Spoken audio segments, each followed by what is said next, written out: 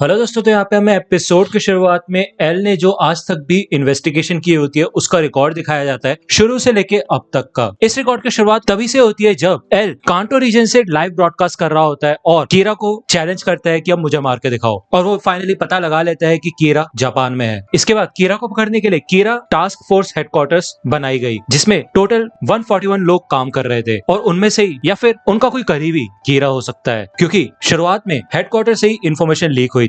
जिसके बाद एफबीआई को जापान में बुलाया गया जापानीज पुलिस ऑफिसर को इन्वेस्टिगेट करने के लिए। 12 एफबीआई एजेंट्स जापान में आए थे। 19 दिसंबर को कीरा ने अपने विक्टिम्स के ऊपर एक्सपेरिमेंट्स करना शुरू किए, ये पता लगाने के लिए कि वो किसी भी विक्टिम को मारने से पहले कितना कंट्रोल कर सकता है, और इसी तरह उसने सारे एफबीआई एजेंट्स को मार डाला। और मुझे ऐसा लगता है कि एफबीआई जिन लोगों को 14 और 19 तारीख को इन्वेस्टिगेट कर रही थी, जरूर उनमें से ही कोई कीरा है। इसके बाद सबसे जरूरी गवाह सामने आई, नियोमी मिसोरा, रे पेनबर्ग की फियांसे, जो कि मेरे अंडर पहले काम कर चुकी थी और अब वो जापान में आ चुकी है। वो रे पेनबर्ग के साथ थी। जरूर उसे कोई ना कोई तो सुराग मिला ही होगा, लेकिन ऐसा लगता है कि कीरा उस तक मुझसे पहले पहुंच गया और उसे मार डाला। इसके बाद लाइट यागामी। हमने इन्वेस्टिगेशन में सिर्फ उन्हीं लोगों के ऊपर ध्यान दिया जिनको रे पेनबर्ग इन्वेस्टिगेट कर रहा था जब वो जापान में था, जो कि थे डेप्यूटी डायरेक्टर कितामुरा और उनकी फैमिली, और साथ ही साथ डिटेक्टिव सुपरिटेंडेंट यागामी और उनकी फैमिली। जिसके बाद उन दोनों के ही घरों में सर्वेलेंस कैमरा और वायर टैप्स लगा दिए गए थे। इसके बाद मैंने लाइट यागामी के साथ डायरेक्ट कांटेक्ट बनाया और उसे सामने से जाके बताया कि मैं एल हूँ, और फिर मैंने उसे ये भी बताया कि मैं उस पर शक करता हूँ कि वो कीरा है। इसके बाद कीरा ने मर्डर्स करने शुरू किए टेलीविजन स्टेशन का इस्तेमाल करके। जब साकुरा टीवी को 4 टेप्स भेजी गई थी और वहाँ पे जब हमारा एक ऑफिसर उकिता गया था तो कीरा ने उसका चेहरा देख के उसको मार दिया था, जिससे काफी हद तक चांसेस ये है कि ये एक सेकंड कीरा है। इसके बाद लाइट यागामी ने भी टास्क फोर्स हेडक्वार्टर्स को ज्वाइन कर लिया, और जब उसको ये टेप्स दिखाई गई तो उसने भी यही कहा कि ये जरूर सेकंड कीरा का काम है। कीरा ने हमें एक डायरी एंट्री भेजी थी और हो सकता है कि उसमें कोई क्लू हो जो कि सिर्फ शिनिगामी पावर वाले लोग ही समझ सकते हैं। इस हिसाब से वो क्लू तो मेरे को कभी भी नहीं मिलता, क्योंकि सेकंड कीरा वहीं पे कीरा को ढूंढने की कोशिश करेगी। इसके बाद मीसा माने को सेकंड कीरा होने की शक की वजह से कन्फाइनमेंट पे रखा गया था, जिसके कुछ ही समय बाद लाइट ने भी सामने से आके कहा कि उसे भी कन्फाइन होना है। जब लाइट, मीसा और चीफ तीनों ही कन्फाइनमेंट में थे तो उसके बाद फिर से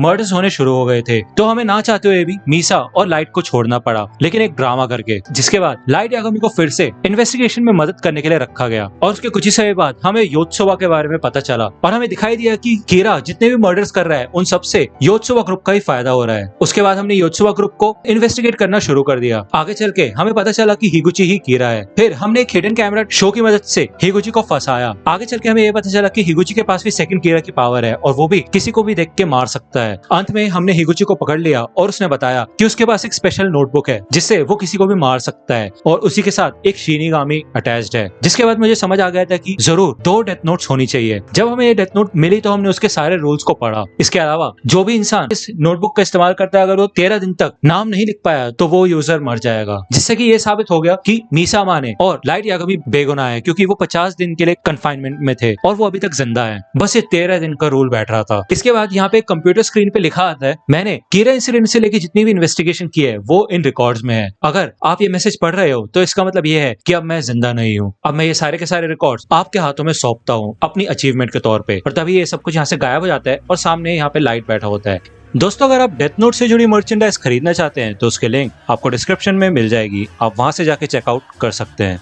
इधर हमें 10 दिन बाद का सीन दिखाया जाता है और मात्सुरा कहता है 10 दिन हो चुके हैं जब से हमने रियोजाकी का सीक्रेट फ्यूनरल किया था, इसका मतलब हम मरने नहीं वाले। तो आइजावा बताता है हाँ, और अब हमें वातारी की भी असली आइडेंटिटी पता चल चुकी है, लेकिन रियोजाकी के बारे में कुछ पता नहीं चला। तो मात्सुरा बताता है हाँ, वातारी असलियत में एक काफी कमाल का इन्वेंटर था और उसने अपने पैसे का इस्तेमाल करके कई अनाथ आश्रम बनवाए थे। वो एक कमाल का हीरो था। और यहाँ हमें दिखाया जाता है कि वातारी का असली नाम मैक्वेलिश वैमी था। तो आइजावा यही कहते हैं, लेकिन फिर भी अब यहाँ पे एल और वातारी नहीं है, इस वजह से हम यहाँ पे इन्वेस्टिगेशन तो बिल्कुल नहीं कर सकते। तो लाइट कैसा चल रहा है? तो लाइट कहता है कि मैं पूरा का पूरा सिस्टम यहाँ से आज रात तक निकलवा सकता हूँ, लेकिन मेरे को ये सब करने में अच्छा नहीं लग रहा है। ऐसा लग रहा है मैं चोरी कर रहा हूँ, लेकिन फिर भी मैंने कुछ सॉफ्टवेयर का इस्तेमाल करके रियोजाकी और वातारी की वॉइस बना ली है, जिससे कि हम अभी भी पुलिस को कंट्रोल कर सकते हैं। लेकिन असली सवाल तो ये उठता है कि एल की जगह कौन लेगा, और उसके अलावा हम इस डेथ नोट का करें क्या? तो मात्सुरा कहते हैं ये तुम क्या कह रहे हो लाइट, तुम ही एल की जगह ले सकते हो। तो लाइट कहता है मुझे नहीं पता, रियोजाकी ने कीरा को चैलेंज किया था, इसी वजह से वो मारा गया, मुझे ये सब करना अच्छा नहीं लग रहा, और इसके अलावा मैं एल बन के दुनिया को बेवकूफ नहीं बनाना चाहता। तो आइजावा कहता है कि हाँ हम समझ सकते हैं, लेकिन बस तुम ही ऐसा कर सकते हो। और मात्सुरा कहता है हाँ रियोजाकी ने भी यही कहा था कि तुम एल की जगह ले सकते हो। तो लाइट मन में कहते हैं हाँ कितना बुरा है,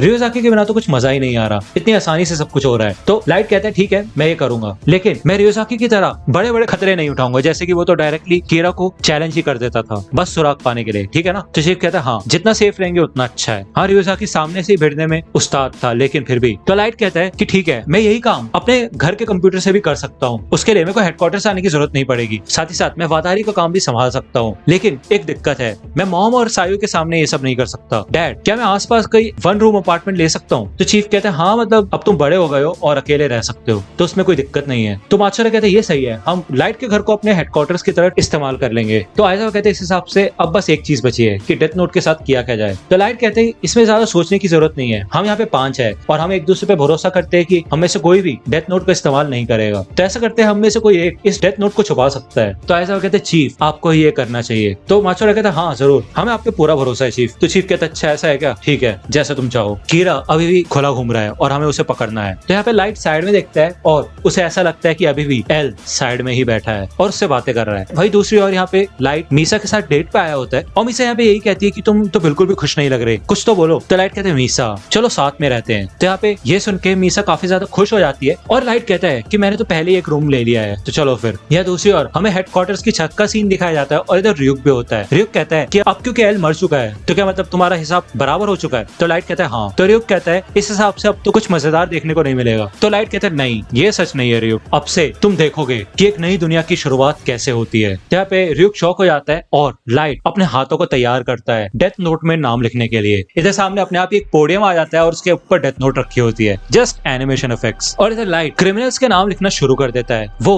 उन सारे क्रिमिनल्स के नाम लिखता है जो कि न्यूज में ब्रॉडकास्ट होते हैं और उन्हें लगातार मारता रहता है। यहाँ पे कीरा के मर्डर्स की न्यूज फिर से बढ़ने लग जाती है और एक के बाद एक कई क्रिमिनल्स मारे जाने लगते हैं। अब जैसे कि आपको याद होगा कि हेडक्वार्टर्स में भी एल ने 2 क्रिमिनल्स को बुलाया था, आइवर और वेडी। यहाँ पे लाइट वेडी का भी असली नाम डेथ नोट पे लिख देता है और यहाँ पे वेडी बाइक से जा रही होती है, उसे हार्ट अटैक आता है और उसका एक्सीडेंट हो जाता है। वही दूसरी ओर लाइट आइवर का भी असली नाम डेथ नोट में लिख देता है और जब उसकी वाइफ और बेटा घर पे आते हैं तो आइवर मर चुका होता है। वही दूसरी ओर यहाँ पे हमें योत्सुबा का सीन दिखाया जाता है और ये लोग यहाँ पे खुशी बना रहे होते हैं कि अब क्योंकि हिगुची मर चुका है तो ये अपनी तरफ से कंपनी की नई शुरुआत कर सकते हैं। यहाँ पे नामिकावा को भी हार्ट अटैक आता है और योत्सुबा के बाकी मेंबर्स को भी हार्ट अटैक आता है और ये सारे के सारे मारे जाते हैं। इधर हमें बताया जाता है कि अप्रैल 2012 में लाइट यागमी 23 साल का हुआ और उसने नेशनल पुलिस एजेंसी को ज्वाइन किया। उसके बाद 2012 की गर्मियों में कीरा के मर्डर्स और भी ज्यादा बढ़ गए। दुनिया कीरा के डर में जीने लगी, लेकिन उसके बावजूद कई लोग कीरा का साथ देने लगे, भले ही धीरे धीरे ही, लेकिन लोगों का सच दुनिया के सामने आने लगा और कुछ देशों ने तो कीरा को एक्सेप्ट ही कर लिया कि जो भी वो कर रहा है वो सही कर रहा है। दुनिया एक ऐसे मोड पे आ गई जहाँ पे